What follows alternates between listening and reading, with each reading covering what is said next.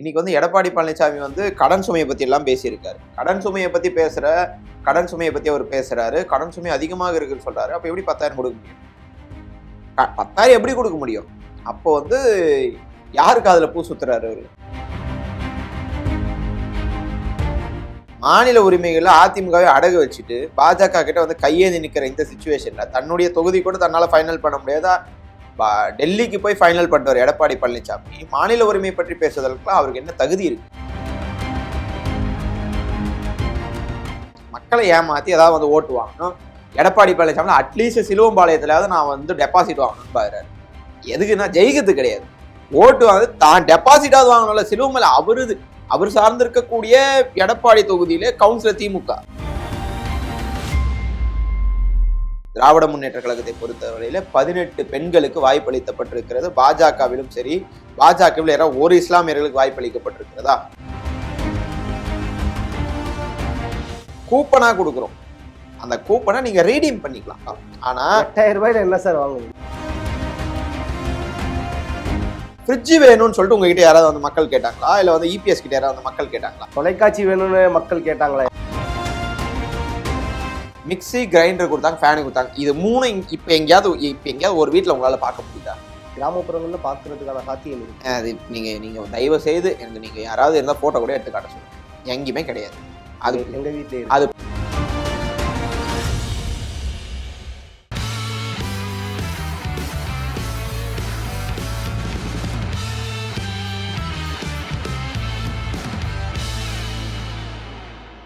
GeM தொலைக்காட்சி நேயர்களுக்கு வணக்கம். இன்றைய சிறப்பு நேர்காணலில் நம்மோடு திமுகவினுடைய செய்தி தொடர்பாளர் ரஜினி அவர்கள் இணைந்துள்ளார். அவரிடம் அரசியல் சார்ந்த பல கேள்விகளை முன்வைப்போம். சார் வணக்கம். வணக்கம். எப்படி இருக்கீங்க? நல்லா இருக்கேன். தேர்தல் களம் சூடு பிடிக்க ஆரம்பிச்சிருச்சு. எப்படி இப்போ இந்த டைம்ல வந்து திமுக ஒரு வாக்குறுதியை வந்து கொடுத்துருக்காங்க. இதை பத்தி என்ன நினைக்கிறீங்க? ஃபர்ஸ்ட் அந்த வாக்குறுதியை எப்படி பாக்குறீங்க? ஏன்னா எதிர்கட்சிகள் எல்லாம் வந்து சென்ற ஆண்டு தேர்தலில் வந்து 505 வாக்குறுதிகளை கொடுத்தாங்க, அதுல பாதி இன்னும் நிறைவேற்றல அப்படிங்கிற ஒரு குற்றச்சாட்டை முன்வைக்கிறாங்க. இந்த நேரத்துல முதல்வர் மு க ஸ்டாலின் அவர்கள் திரும்பவும் வந்து வாக்குறுதிகளை நிறைய கொடுத்திருக்காரு. இதை பத்தி என்ன நினைக்கிறீங்க? ஃபர்ஸ்ட் முதலாவதாக எல்லா தேர்தல்களிலும் கலைஞர் காலத்திலிருந்து எல்லா தேர்தல்களிலும் வருகிற தேர்தல் அறிக்கை என்பது அந்த தேர்தல் காலகட்டத்தில் கதாநாயகனாக வலம் வரும். அதே போலதான் இந்த தேர்தல் அறிக்கையும் திராவிட முன்னேற்ற கழகத்தின் சார்பாக வெளியிடப்பட்ட தேர்தல் அறிக்கை ஒரு கதாநாயகன் மட்டுமல்ல, கதாநாயகியும் அதுதான். ஏன்னா பெண்கள் சம்பந்தமாக, பெண்கள் பற்றி, பெண்களுடைய பாதுகாப்பு பற்றி, பெண்களுடைய வளர்ச்சி பற்றி பெரிதும் எதிர்பார்க்கப்பட்ட எல்லா விஷயங்களும் அதற்கும் ஒருபடி மேலே போய் கூட அந்த வாக்குறுதிகள்லாம் இடம்பெற்று இருக்கிறது. எதிர்கட்சிகளுக்கு போன முறை 505 வாக்குறுதிகள் தந்தார்கள், அதுல பாதி நிறைவேற்றவில்லை என்று தேர்தல் காலத்தில் சொன்னால் மக்கள் நம்பி விடுவார்கள் என்று பரப்பப்படுகிற ஒரு பொய் பிரச்சாரம். அதில் 505 வாக்குறுதிகளில் 404 நிறைவேற்றி இருக்கிறோம். ஒரு 35 வாக்குறுதிகள் நிதி பற்றாக்குறையின் காரணமாக நிறைவேற்ற முடியாமல் இருக்கிறது. சில 60க்கும் மேற்பட்ட வாக்குறுதிகள் ஒன்றிய அரசின் பரிசீலனை, அதாவது அதுல ஸ்டேட் கவர்மெண்டோட பங்கும் இருக்கு, சென்ட்ரல் கவர்மெண்டோட பங்கும் இருக்கு. So state government has approved, central government ஒன்றிய பாஜக அரசு அதை வந்து செயல்படுத்த முட்டுக்கட்டையாக இருக்கிற காரணத்தினால் இந்த ஒரு விஷயமும் சொல்லியிருந்தீங்க. பெட்ரோல் விலை வந்து லிட்டருக்கு 5 ரூபாய் குறைப்போம் அப்படின்னீங்க, 3 ரூபாய் தான் குறைச்சிங்க. அதே மாதிரி டீசல் விலை 4 ரூபாய் குறைப்போம் நீங்க, அதுக்கான ஸ்டெப்ஸ் எடுக்கல. இதெல்லாம் வந்து தவறாக சொல்ல வேண்டாம். கொடுத்த வாக்குறுதி எத்தனை ரூபாய் குறைப்போம்னு சொன்னமோ அத்தனை ரூபாய் தான் குறைச்சோம். ஆவின் பால் விலை எத்தனை ரூபாய் குறைப்போம்னு சொன்னமோ அத்தனை ரூபாய் குறைச்சோம். 5 ரூபாய் சொல்லிட்டு 3 ரூபாய் குறைக்க கிடையாது. நீங்க உங்களுக்கு வேண்டுமானால் 2021 தேர்தல் அறிக்கை எடுத்து காட்டுங்க, அதில் அறிக்கை எனக்கு காட்டுங்க. அறிக்கையில சொல்லி செயல்படுத்தாத பெட்ரோல் விலை நீங்க இவ்வளவு சொன்னீங்க, இவ்வளவு குறைக்கல அப்படின்னு தான் இருக்காங்க. ஆவின் பால் விலையே குறைக்க மாட்டேங்குது திமுக அரசுன்னு சொன்னாங்க. 2011 அம்மையார் ஜெயலலிதா அவர்கள் ஆட்சிக்கு வந்தோடனே பால் விலையெல்லாம் உயர்த்தினாங்க. ஆனா ஆட்சிக்கு 2021 தலைவர் தளபதி வந்தோடனே பால் விலையை குறைச்சாரு. ஆவின் பால் விலையை லிட்டருக்கு 3 ரூபாய் குறைச்சாரு. அப்போ தேர்தல் வரப்போ 5 வருஷம் தானே, மக்கள் மறந்துட்டு இருப்பாங்க, நம்ம ஏதாவது ஒரு பொய்ய சொல்லுவோம் அப்படின்னு சொல்லுகிற ஒரு விஷயம்தான். சொன்ன வாக்குறுதியை தவிர்த்து சொல்லாத வாக்குறுதியும் சிலவற்றை எங்களுடைய தலைவர் அவர்கள், அதாவது சிலவற்றை என்று சொல்வதை விட பலவற்றை செய்திருக்கிறார். தமிழ் புதல்வன் திட்டம், புதுமை பெண் திட்டம், அதுக்கப்புறம் வந்து இன்னுயிர் காப்போம் நம்மை காப்போம் 48 திட்டம், நான் முகவரி திட்டம், அதாவது முதல்வரின் முகவரி திட்டம் அப்படின்னு சொல்லிட்டு சில திட்டங்களை இல்லம் தேடி மருத்துவம். இல்லம் தேடி மருத்துவம் அப்படின்று இல்லம் தேடி கல்வியாக இருக்கட்டும், மக்களை தேடி மருத்துவமாக இருக்கட்டும், இதெல்லாம் சொல்லாத செஞ்ச விஷயங்கள் தான். சொன்னதையும் செய்திருக்கிறார், சொல்லாதையும் செய்திருக்கிறார். வாக்களித்தவர்களுக்கும் செய்திருக்கிறார், வாக்களிக்காதவர்களுக்கும் செய்திருக்கிறார். 2026 அதே போலதான். வாக்களிக்கும் மக்களுக்கு வாக்களித்தது நம்ம கரெக்டான சரியான ஆளுக்கு தான் வாக்களிச்சிருக்கோம் அப்படின்னு சொல்லிட்டு வாக்களிக்கக்கூடிய ஒரு மக்கள் இன்றைக்கெல்லாம் தயாராயிட்டாங்க. ஓகே, இன்னொரு வாக்குறுதி மகளிருக்கு அந்த மகளிர் உரிமை தொகை 2000 உயர்வுன்னு சொல்லி 2026 வாக்குறுதியில கொடுத்துருங்க. 2021 வாக்குறுதியில 1000 ரூபாய் கொடுக்கப்பட்டதே பல மாதங்கள் கழித்து தான் வந்து கொடுத்தாங்க அப்படிங்கிற ஒரு குற்றச்சாட்டு இருக்குல்ல. ஒரு பள்ளத்தை தோண்டி வச்சிடுறீங்க. அந்த பள்ளத்தை அது மாதிரி எல்லாருக்குமே கொடுக்கல அப்படிங்கிற ஒரு சிலர் ஒரு பள்ளத்தை தோண்டிடுறாங்க. அந்த பள்ளத்தை அந்த நிலத்துக்கு நிகரா வர்றதுக்கு நம்ம என்ன பண்ணணும்? காத்திருக்க கூடாது. அந்த மண்ணு, அதாவது அந்த மண்ணை போட்டு ஃபில் பண்ணி அதாவது அந்த சரி நிகரா வர்ற வரையும் அந்த மண்ணை போட்டு ஃபில் பண்ணணும். தமிழ்நாட்டினுடைய நிதியினுடைய வளர்ச்சியும் சரி, பொருளாதார வளர்ச்சியும் சரி, அகல பாதாளத்திற்கு தள்ளியவர்கள் 10 ஆண்டு காலமாக அதிமுகவை சேர்ந்தவர்கள். எடப்பாடி பழனிசாமியாக இருக்கட்டும், அம்மையார் ஜெயலலிதாவாக இருக்கட்டும், 2 பேரும் ஆண்டாங்க. அன்னைக்கு கையாலாகாத தனத்தால் அவர்கள் அகல பாதாளத்திற்கு கொண்டு போயிட்டாங்க. அந்த நிதிநிலையெல்லாம் பாக்குறப்போ இது வந்தவுடனே எந்த திட்டமும் செயல்படுத்த முடியாதுன்னு சொன்னாங்க. ஆனா வந்த உடனே, அதாவது மகளிர்களுக்கு இலவச பேருந்து கொடுக்கவே முடியாதுன்னாங்க. அந்த நிதி பற்றாக்குறை சூழ்நிலையும் திமுக அரசு அதை செயல்படுத்தியது. 1000 ரூபாய் கொடுக்குற திட்டம், அதாவது மொத்தம் காலி பண்ணி வச்சிருக்காங்க. கஜானாவே காலியா இருந்துச்சு.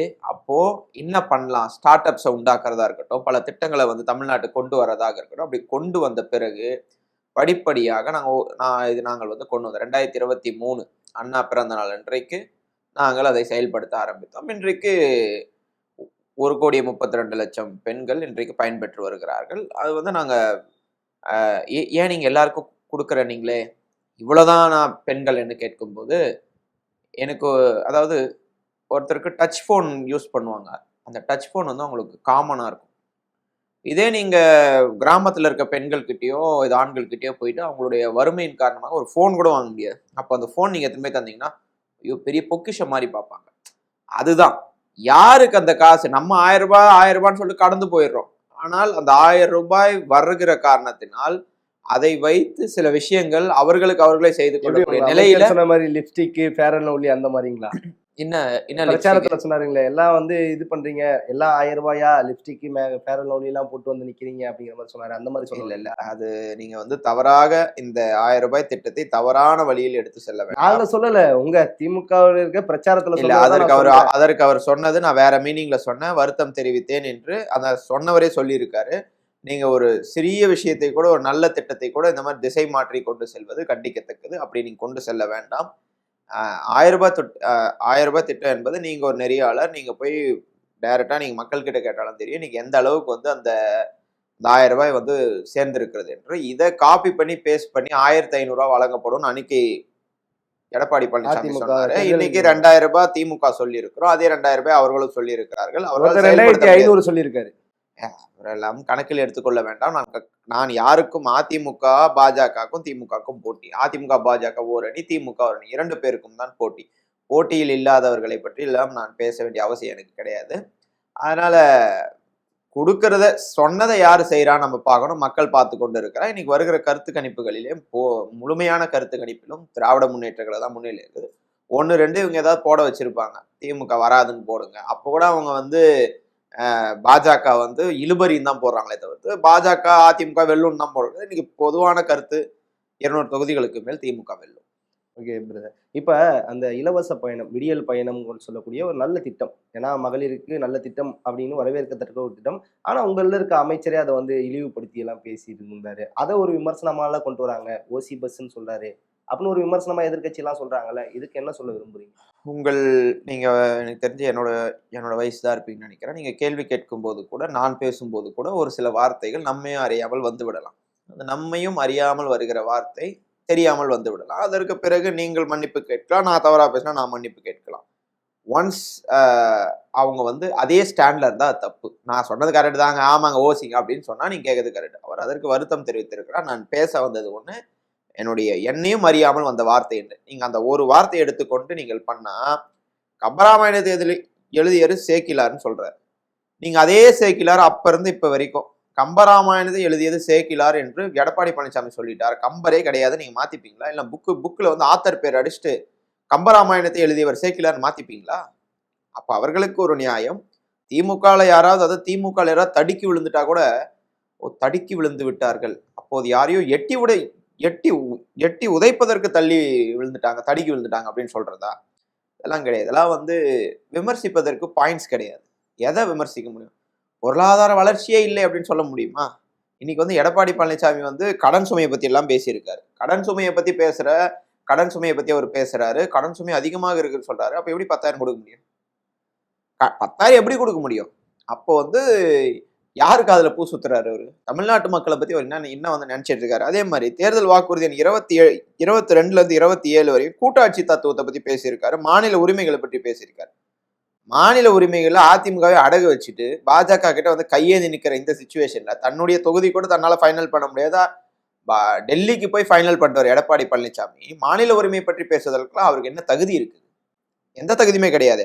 அதே மாதிரி கடந்த ஏப்ரல் 11ஆம் தேதி சென்னையில் உள்ள வந்து நட்சத்திர ஹோட்டல்ல செய்தியாளர்களை சந்தித்த போது எடப்பாடி பழனிசாமி அருகிலே வைத்துக் கொண்டே பாஜக அதிமுக கூட்டணியை அதிகாரப்பூர்வமாக அறிவித்தார் அமித்ஷா. அமித்ஷா அறிவிக்கிறப்ப கூட்டணியை பத்தி அறிவிக்கிறது கூட உங்களுக்கு வந்து தகுதி கிடையாது. அப்போ நீங்க என்ன மாநில உரிமையை பத்தி மீட்டு கொண்டு வர போறீங்க? மாநில உரிமைன்னா மாநில உரிமைகளுக்கு எங்க தீர்மானம் நிறைவேற்றி அதை வந்து மாநில சுயாட்சியோடைய தீர்மானம் நிறைவேற்றி இன்றைக்கு வந்து ஒரு கமிஷன் போட்டு இன்றைக்கு சீரும் சிறப்புமாக செய்திருக்கிற தலைவர் முத்துவேல் கருணாநிதி ஸ்டாலின். மாநில உரிமை பற்றி பேசுவதற்கு எடப்பாடி பழனிசாமிக்கு எந்த தகுதியும் கிடையாது. அதே மாதிரி வந்து தேர்தல் அறிக்கையில், அதிமுக தேர்தல் அறிக்கையில மாநிலங்களுக்கு அதிக வரி பகிர்வு, அதாவது செஸ் வரியை மாநிலங்களுக்கு பகிர்ந்தளிக்கப்படும் வரியாக மாற்றுவது, கல்வியை மாநில பட்டியலுக்கு மாற்ற வேண்டும் என்பதை பாஜக கூட்டணி அமைக்கும் போதே நிபந்தனையா வைத்திருக்கலாம். நீங்க அன்னைக்கு பாஜக டிஎம்கே கூட்டணி வைத்தாங்க 1999ல காமன் மினிமம் ப்ரோக்ராம்னு ஒன்று வச்சு, இதுக்கு நீங்க ஒத்துக்கினாதான் நாங்க உள்ள வருவோம். எடப்பாடி பழனிசாமி இந்த மாதிரி வரி பகிர்வுல வந்து இது எங்களுக்கு கொஞ்சம் இன்க்ரீஸ் பண்ணி கொடுங்க, செஸ் வரியை கொஞ்சம் இன்க்ரீஸ் பண்ணி கொடுங்க அப்படின்லாம் அன்னைக்கே கோரிக்கை வச்சிருக்கலாம். இப்போ ஒரு தேர்தல் அறிக்கையில் அதை கொண்டு வராரு. ஏன் தேர்தல் அறிக்கையில் கொண்டு வரனா? மக்களை வந்து ஏமாத்தணும், மக்களை ஏமாத்தி ஏதாவது வந்து ஓட்டு வாங்கணும். எடப்பாடி பழனிசாமி அட்லீஸ்ட் சிலுவம்பாளையத்திலாவது நான் வந்து டெபாசிட் வாங்கணும்னு பாக்குறாரு. எதுக்குன்னா ஜெயிக்கிறது கிடையாது, ஓட்டு வாங்க தான் டெபாசிட்டாவது வாங்கணும்ல. சிலுவம்பாளையம் அவர் சார்ந்திருக்கக்கூடிய எடப்பாடி தொகுதியிலே கவுன்சிலர் திமுக. இன்னைக்கு ஒரு சாதாரண காசின்னு நினைக்கிற அவர் பேரு, திராவிட முன்னேற்ற கழகத்தில் நாங்கள் வேட்பாளராக நிறுத்தி இருக்கிறோம். அவர் நிச்சயமாக அதிகப்படியான வாக்குகள் வித்தியாசத்துல எடப்பாடி பழனிசாமி தோற்கடிப்பார், அது உறுதி. இன்னைக்கு அதிமுக கேண்டிடேட்ஸ், அதிமுக ஒரு தெம்போடும் திராணியோடு இருந்திருந்தா சிட்டிங் திமுக அமைச்சர்களை எதிர்த்து அதிமுக நிறுத்தி இருக்கணும் வேட்பாளர்களை. 18 அமைச்சர்களை எதிர்த்து கூட்டணி கொடுத்துருக்காங்க. தமாக அவர் பாவம் சைக்கிள் ஓட்டு வர்றாரு, அவர்கிட்ட திரும்ப நீ 3 அமைச்சரை எதிர்த்து நில்லுன்னா அவங்க 3 பேர் களத்திற்கு வர்றதை பற்றி நான் எதுவும் சொல்ல விரும்பல. வரட்டும், வந்து அவர்கள் டெபாசிட் வாங்க வேண்டும் என்று நான் மனதார வேண்டிக் கொள்கிறேன். நான் கண்டிப்பா டெபாசிட் வாங்கினவங்க. ஏன்னா அவன் சைக்கிள் ஓட்டிட்டு அவர்கள் வந்து களத்திற்கு வருவது என்பது ஒரு பெரிய விஷயம் தான். அவர் வந்து நிற்கட்டும். ஏன் எடப்பாடி பழனிசாமி அந்த துணிவு கிடையாதா? இன்னைக்கு வந்து காஞ்சிபுரம் எடுத்துக்கோங்க. இப்போ காஞ்சிபுரத்துல வந்து எங்களுடைய திராவிட முன்னேற்ற கழகத்தின் வேட்பாளர் அண்ணா பிறந்த மண். அண்ணா பிறந்த மண்ணில் ஒரு பெண்ணை வேட்பாளராக நிறுத்துறோம். இது வந்து எவ்வளவு பெரிய புரட்சி. ஒரு பெண்ணை வேட்பாளராக நிறுத்துறோம். அதை எதிர்த்து போட்டியிடுபவர் சோமசுந்தரம் என்கிற முன்னாள் அமைச்சர். அவரை பத்தி ஹிஸ்டரி எடுத்துக்கிட்டார். 2016ல அங்க போட்டியிட்டு, அதாவது காஞ்சிபுரத்துல போட்டியிடுறாரு சார், தோல்வி அடைந்தார். அவர் தெம்பும் திராணியும் மிக்கவர் என்றால் 2021ல அதே தொகுதியில போட்டியிட்டு இருக்க வேண்டும். ஆனால் 2021ல அவர் என்ன பண்றாரு? உத்திரமேரூர்ல போய் போறாரு. அங்க அண்ணன் சுந்தர் நிக்கிறார், அவர் தான் வந்து மாவட்ட செயலாளர். அவரை எதிர்த்து போட்டிட்டு அங்கேயும் தோக்குறார். அங்க தோத்துட்டு திரும்பி 2026 இங்க வந்து நிக்கிறார். அப்போ தோக்கரை எடுத்து விட்டுட்டு ஜம்ப் ஆயிடுறாரு. ஜம்ப் ஆகி சுத்திட்டு வர்றார். ஆனால் ஒரு பெண் அங்கே வேட்பாளராக களமிறக்கப்பட்டிருக்கிறார் என்று சொன்னால், முன்னாள் அமைச்சராக அவர் 2011 இருந்து 2016 வரையும் இருந்திருக்கிறார். ஒண்ணுமே செய்யல காஞ்சிபுரத்துக்கு. அப்படின்னு இருக்கிற போது மக்கள் எந்த மாதிரியான சூழ்நிலையில வருவாங்கன்னா, எதுவுமே செய்யாதவர்களை நாங்கள் நிராகரிக்க வேண்டும், தோல்வி அடைந்தோம் என்ற காரணத்துக்காக தொகுதி மாறி வருபவரை நிராகரிக்க வேண்டும் என்றுதான் முடிவு செய்வார்கள். இதுதான் எல்லா தொகுதியிலும் நிலைமை. திமுக வேட்பாளர்களை நீங்க வந்து வரிசைப்படுத்தி பார்க்கணும். ஒரு மாபெரும் வேட்பாளர் பட்டியல் அது. எல்லாருக்கும் வாய்ப்பு அளிக்கப்பட்டிருக்கிறது. பொதுவாக சொல்லுவார்கள், அதாவது திமுக வேட்பாளர் பட்டியல்னா இவங்களுக்கு தான் வாய்ப்பு, அவங்களுக்கு தான் வாய்ப்பு. கடைசி வரை யாராலையுமே கணிக்க முடியல. இவர்கள் தான் வேட்பாளர் என்று தலைவர் யாருக்கும் சொல்லல. ஏன்னா சிட்டிங் எம்எல்ஏ தொகுதியே வந்து புதுமுகங்களுக்கு கொடுத்துருக்கீங்க, அதே மாதிரி சிட்டிங் அமைச்சரோட தொகுதியை பறிச்சிருக்கீங்க. இல்ல, பறிப்பு என்பது நீங்கள் எடுத்துக்க கூடாது. எல்லா வாய்ப்பும் பகிர்ந்தளிக்கப்பட வேண்டும். இதே நீங்க என்ன பேசியிருப்பீங்க, என்னங்க அமைச்சர்களுக்கு எல்லாருக்கும் வாய்ப்பு கொடுத்துருக்கீங்க, புதுமுகங்க எங்கன்னு கேட்டு, இப்ப புதுமுகங்களை வாங்கி கொடுத்தா நீங்க இது வாய்ப்பு கொடுத்தா நீங்க எங்க வரீங்க? என்னங்க புதுமுகங்களுக்குலாம் வாய்ப்பு கொடுத்துருக்கீங்க, சில புதுமுகங்கள் வர வேண்டும். திராவிட முன்னேற்ற கழகத்தை பொறுத்தவரையில 18 பெண்களுக்கு வாய்ப்பளிக்கப்பட்டிருக்கிறது. பாஜகவிலும் சரி, பாஜகவில் யாராவது ஒரு இஸ்லாமியர்களுக்கு வாய்ப்பளிக்கப்பட்டிருக்கிறதா? ஒரு இஸ்லாமியர்களுக்கு கூட வாய்ப்பளிக்கப்படி எனக்கு தெரிஞ்ச அதிமுக வேட்பாளர் பட்டியல் கூட நான் வந்து அதுல இஸ்லாமியர்களுக்கு பெரிதாக வாய்ப்பு இருக்குதா என்றால் இல்லை, எனக்கு தெரிஞ்சு இல்லைன்னு நினைக்கிறேன். இஸ்லாமியர்களே இல்லை அந்த வேட்பாளர் பட்டியல். இப்படி ஒரு வேட்பாளர் பட்டியலாம் அறிவிச்சு கொண்டு நாங்க நிறைய வாக்குறுதியை சொல்லியிருக்கோம். 8000 ரூபாய் கூப்பன், நீங்க வந்து ஃப்ரிட்ஜ் வந்து வாங்க, ஓட்ட உடச்செல்லாம் வந்து காயலாங்கட்டில் இருக்கிறதா தூக்கி இந்த ஃப்ரிட்ஜா கொடுப்போம்னு சொல்லி வந்து சொல்றாரு. நாங்க என்ன சொல்றோம், கூப்பனா கொடுக்குறோம். அந்த கூப்பனை நீங்க ரீடீம் பண்ணிக்கலாம். ஏதாவது ஷாப்புக்கு போயிட்டு அந்த 8000 ஒர்த் உள்ள நீங்க அந்த கூப்பனை கொடுத்தீங்கன்னா உங்களுக்கு பிடிச்ச விஷயத்த, உங்களுக்கு எது பிடிக்குதோ அது வாங்கிக்கலாம். ஆனா 8000 ரூபாயில என்ன சார் வாங்க முடியும்? இல்ல, வாங்கலாம். நீங்க வாங்க ஃப்ரிட்ஜ். மக்களுக்கு என்ன தேவையோ மக்கள் வாங்குவாங்க. ஃப்ரிட்ஜ் வேணும்னு சொல்லிட்டு உங்ககிட்ட யாராவது வந்து மக்கள் கேட்டாங்களா? இல்ல வந்து இபிஎஸ் கிட்ட யாராவது வந்து மக்கள் கேட்டாங்களா? தொலைக்காட்சி வேணும்னு மக்கள் கேட்டாங்களா? ஆமா, கேட்டாங்க. ஒரு கிராமம் இருக்கும், ஒரு கிராமத்துல ஒரே டிவி இருக்கும். இன்னைக்கு என்ன நடக்குதுன்னு தெரியாது. மொபைல் போனும் அன்னைக்கு இருக்காது. 2006 அன்னைக்குதான் வந்து கிராமங்கள் தோறும், வீடு தோறும், நகர தோறும் தொலைக்காட்சி, வண்ண தொலைக்காட்சி பெட்டி கொடுத்து டே டு டே என்ன நடக்குது நீங்க உடனே சொல்லுவீங்க. கேபிள், அதாவது நீங்க அதுல அதை ஃப்ரீயா கொடுத்துட்டீங்க, கேபிள்ல வந்து காசு ஆள்றீங்க. அப்படி இருந்த காலத்துல தான் அரசு கேபிள் டிவி நிறுவனத்தையும் உருவாக்கியது தலைவர் கலைஞர் அவர்கள். அதை வந்து சரிப்படுத்தினார். தனியார் கேபிள் நிறுவனங்கள் அதிக காசு வாங்குதுன்னு சொல்லிட்டு அதை வந்து அரசு கேபிள் டிவி நிறுவனமாக உருவாக்கிய தலைவர் கலைஞர் அவர்கள் அதை முதலாக செயல்படுத்தி காட்டினார். அது வந்து ஒரு புரட்சி. மிக்சி, கிரைண்டர் கொடுத்தாங்க, ஃபேனு கொடுத்தாங்க. இது மூணு இப்ப எங்கேயாவது ஒரு வீட்டுல உங்களால பார்க்க முடியுதா? கிராமப்புறங்கள்ல பாக்குறதுக்கான சாத்தியம் இருக்கு. அது நீங்க தயவு செய்து எனக்கு நீங்க யாராவது இருந்தா போட்டோ கூட எடுத்து காட்ட சொல்லுங்க. எங்கேயுமே கிடையாது. அது எங்க வீட்ல அது போட்டு சுவிட்ச் ஆன் பண்ண எல்லாம் ஓடிடுச்சு. காட்டலாம். நீங்க உங்க வீட்டுல இருக்குது, நீங்க எனக்கு வந்து ஷோ பண்ணலாம். அதாவது 2016 கொடுத்தது. 2016 2011 கொடுத்ததா? 2011 கொடுத்ததுன்னு நினைக்கிறேன். ஆமா, 2011 கொடுத்தார்கள். சுவிட்ச் போட்டோன்னே அது ஒன்னொன்னும் ஓடிடுச்சு. நீங்க இருக்குதுன்னு சொல்றது மேபி அதுல இருக்கிற ஸ்டிக்கர் எடுத்து வேற ஏதாவது ஃபேன்ல ஒட்டிருப்பீங்க நீங்க. அப்படிதான் இருக்கும். அதனால பெரிதாக இவர்கள் ஏதாவது வந்து கொண்டு வந்தார்களா என்று கேட்டால் இல்ல. நாங்கள் என்ன சொல்றோம்னா 8000 ரூபாய் கொடுக்குறோம், 8000 ரூபாய் கூப்பனா கொடுக்குறோம். உங்களுக்கு பிடிச்ச விஷயத்த நீங்க எதனாலும் எடுத்துக்கோங்க. ஆனா அவர்கள் இலவசத்தை, அதாவது ஃப்ரிட்ஜ் கொடுத்தா மக்கள் வந்து மயங்கிடுவாங்க, ஃப்ரிட்ஜ் தேவை. போன தேர்தலில் வாஷிங் மிஷின் ஒருத்தரும் போல 75 தொகுதிகளை ஏன் அதிமுக இது வெற்றி பெற்றது என்றால், அன்றைக்கு அதிமுக ஒருங்கிணைப்பாளராக இருந்தவர் அண்ணன் ஓ பன்னீர்செல்வம் அவர்கள். அவர் இன்னைக்கு திமுக இருக்காரு. அதிமுக அதாவது இருந்து சென்ற தேர்தலுக்கு வேலை செய்தவர்கள் இன்றைக்கு திமுக இருக்கிறாங்க. இதுலயே நீங்க வந்து வெற்றி உறுதி பண்ணிடலாம். எந்த கட்சி மக்களுக்கு நல்லது செய்தோம், எந்த ஆட்சி மக்களுக்கு நல்லது செய்தோம், எல்லாரும் அவங்க பின்னாடி தான் இருப்பாங்க. அதிமுகவோட வாக்கும் இப்ப திமுக பக்கத்து இருக்குங்கிறீங்க. ஆமா, அதிமுக வாக்கு இல்ல, திமுகவை நல்ல ஒரு கட்சியாக ஏற்றுக்கொண்டு வந்திருக்கிறார்கள். அவர்கள் பிறகு அவங்களுக்கு பின்னாடி நிறைய தொண்டர்கள் வந்திருக்கிறார்கள்.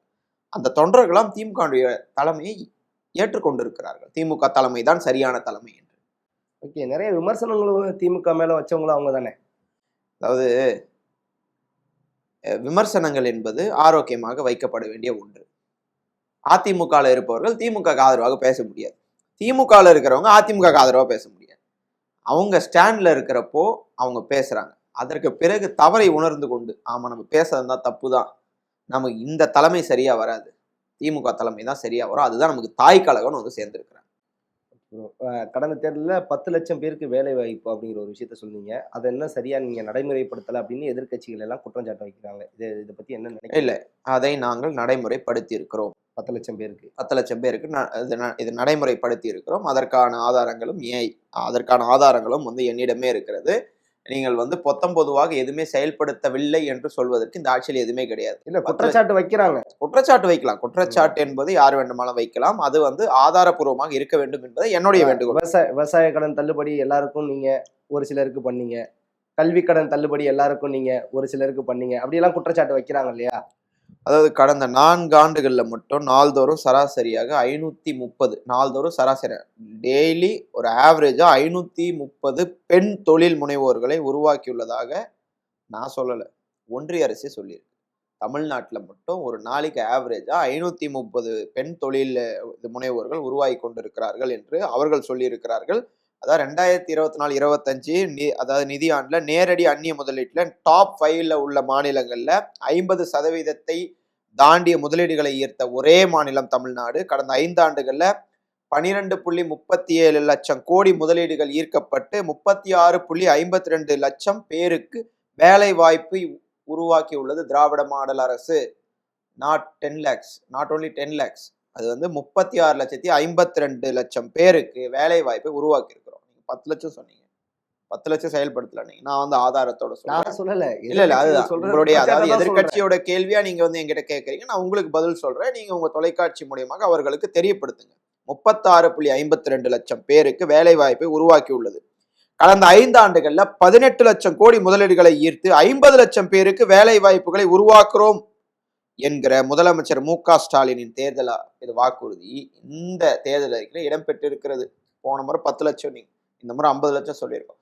10 லட்சம் சொல்லிட்டு 36 லட்சத்தை நாங்க உருவாக்குறோம்னா நீங்க 50 லட்சத்தை கணக்கிட்டு பாருங்க. அப்ப எவ்வளவு பேருக்கு நாங்கள் வேலை வாய்ப்பை உருவாக்குவோம் என்று மக்கள் பார்த்து கொண்டிருக்கிறார்கள். மக்கள் முடிவு செய்ய போகிறார்கள்.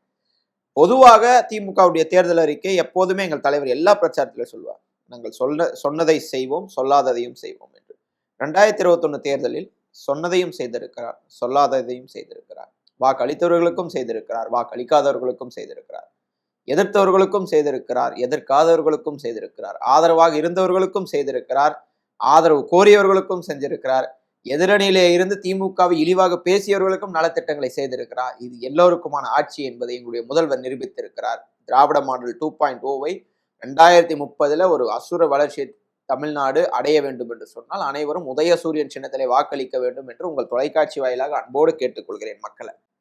Okay brother. இப்ப எல்லாம் வேட்பு மனு தாக்கல்லாம் வந்து செய்ய ஆரம்பிச்சிட்டாங்க. அதை பத்தி என்ன நினைக்கிறீங்க? நேத்தே வந்து 3 முதல்வர் வேட்பாளர்கள் வந்து வேட்பு மனு தாக்கல் பண்ணியிருக்காங்க.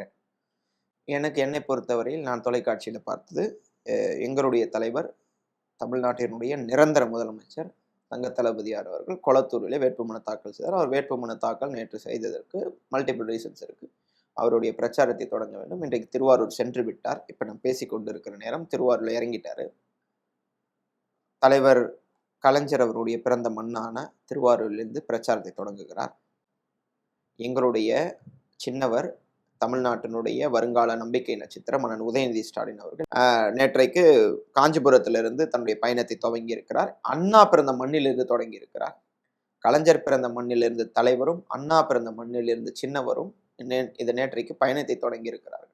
எடப்பாடி பழனிசாமி கொள்கைவாதியாக இருந்தார். எம்ஜிஆரோட மண்ணிலிருந்து தொடங்கி இருக்க வேண்டும். அவர் எங்க பிரச்சாரத்தை இது தொடங்குறாரு? மயிலாப்பூர்ல இருந்து தொடங்குறாரு. யார் அங்க வேட்பாளர்? பாஜகவை சார்ந்த வேட்பாளர். மொரட்டு அடிமைன்னு சொல்லுவாங்க.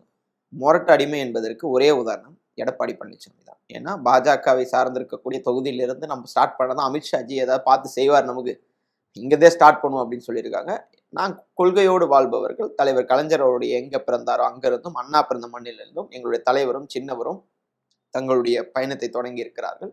இந்த பயணம் பிரச்சார சூறாவளி சுற்றுப்பயணம் ஒரு மாபெரும் வெற்றி அடையும். ஓகே. நேத்து மத்த 2 முதல்வர் வேட்பாளர்கள் வந்து வேட்புமனு தாக்கல் பண்ணியிருக்காங்க. நாம் தமிழர் கட்சி. அதான் நீங்க முதல்வர் வேட்பாளர் என்று சொன்னது எங்களுடைய துணை முதல்வரையும் முதல்வரையும் சொல்றீங்களோன்னு நினைச்சிட்டேன். ஓகே. இல்ல, நாம் தமிழர் கட்சி ஒருங்கிணைப்பாளர் சீமான் அவர்கள் வந்து காரைக்குடியில வந்து வேட்புமனு தாக்கல் பண்ணியிருக்காரு. கொளத்தூருக்கு பக்கத்துல தமிழக வெற்றி கழக தலைவர் விஜய் அவர்கள் வந்து பெரம்பூர்ல வேட்புமனு தாக்கல் பண்ணியிருக்காரு. இதை பத்தி என்ன, நேற்று பிரச்சாரம் வேற ஆரம்பிச்சிருக்காரு. கொளத்தூர் தொகுதியில பிரச்சாரம் பண்ணியிருக்காரு.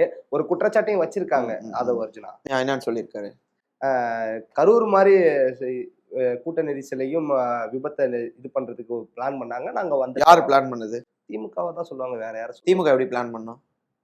தொடர்ச்சியா பஸ் பேருந்துகள்லாம் அனுப்பப்பட்டது அப்படிங்கிற காவல்துறையை பத்தி ஏதாவது சொன்னாரா? காவல்துறை சரியான பாதுகாப்பு இல்லைன்னு சொல்லிட்டு மாவட்ட காவல்துறை யார் கண்ட்ரோல் இருக்கு? தேர்தல் நடத்தை விதிகள் நடப்புல இருக்கு. தேர்தல் நடத்தை விதிகள் இது அமலுக்கு வந்திருக்குது. ஏப்ரல் 23 தேர்தல் ஆணையத்திற்கு கீழ் தான் காவல்துறை எல்லாமே இயங்கும். திமுக குற்றச்சாட்டணும்னா திமுக தான் இதுக்கு காரணம்னா இந்த அடிப்படை அறிவு கூட தெரியாமல் இவர்களை தேர்தலை சந்திக்கிறார்கள். இதில் ஒருவர் முதல்வர் வேட்பாளர் என்று நீங்கள் கேள்வியாக கேட்கிறீர்கள். இந்த மாதிரி ஒரு தற்குறிகளை வைத்துக்கொண்டு தேர்தல் ஆணையம் வந்து இங்க அதாவது தேர்தல் ஆணையம் வந்து இங்க வந்து செயல்படுதா, திமுக அரசு செயல்படுதான்னு தெரியாதவர்களை நீங்கள் வந்து ஒரு கேள்வியாக அவர் வந்து முதல்வர் வேட்பாளர் என்று நீங்கள் சொல்லுகிறீர்கள். ஒருவேளை பனையூரிலிருந்து அவர் பகல் கனவு கண்டிருக்கும் போது ஒரு முதல்வர் வேட்பாளராக அடுத்த படத்தில் நடிக்கக்கூடிய வாய்ப்பு கிடைக்கலாம் என்று அவர் கனவு கண்டிருப்பார். அப்போது கூட தான் முதல்வர் ஆவேன் என்று கனவு கண்டிருக்க மாட்டார். அதான் சொன்னாரு, எங்களுடைய தலைவரை வந்து எப்ப எழுப்பி கேட்டாலும் அந்த சின்னத்தை சொல்லுவார். அதெல்லாம் வந்து விமர்சிப்பதற்கே அவருக்கு எந்த தகுதியும் இல்லை. அவர் வந்து கனவில் கூட அதாவது நடிப்பதில் முதல்வர் ஆகலாம். ஒரு நாளும் நடப்பிலே முதல்வராக முடியாது. நடப்பில் ஒரே முதல்வர், ஒரே ஸ்டார். 2026 சூப்பர் ஸ்டார் எங்களுடைய முதலமைச்சர் தான். ஓகே. குறிப்பா அவர் சொல்லும்போது, போதை கலாச்சாரத்தை அதிகமா கொண்டு வந்தது திமுக தான். மகளிருக்கு சரியான பாதுகாப்பு குடுக்காதது திமுக தான். இந்த விமர்சனங்கள்லாம் வந்து வைக்கிறாங்க. திமுகவ நம்ம வந்து காதுல விசில் ஊதி ஓட வைக்கணும் அப்படிலாம் சொல்றாரு. சூப்பர். திருவள்ளூரில் தாவேகா பொதுச் செயலாளர் புஷி ஆனந்த் நிகழ்ச்சியில் மகளிர் அணி நிர்வாகிக்கு பாலியல் வன்கொடுமை செய்தவர் இன்றைக்கு பூந்தமல்லியினுடைய அந்த கட்சியினுடைய வேட்பாளர். உங்கள் கேள்விக்கு இதுதான் பதில். வேற பதில் எதிர்பார்க்காதீங்க. பெண்கள் பாதுகாப்பை யார் உறுதி செய்ய வேண்டும்? தன் கட்சி நிர்வாகி ஒருத்தன் வந்து பெண்களுக்கு பாலியல் வன்கொடுமை செய்திருக்கிறான். கட்சி நிர்வாகி, அவருக்கு பூந்தமல்லியில சீட்டு கொடுக்குறீங்கன்னா உள்ளபடியாக இந்த கட்சியை எவ்வளவு வந்து தரம் தாழ்ந்த கட்சி என்பதற்கு இது ஒரே ஒரு உதாரணம். சிறப்பான தகவலுக்கு ரொம்ப நன்றி.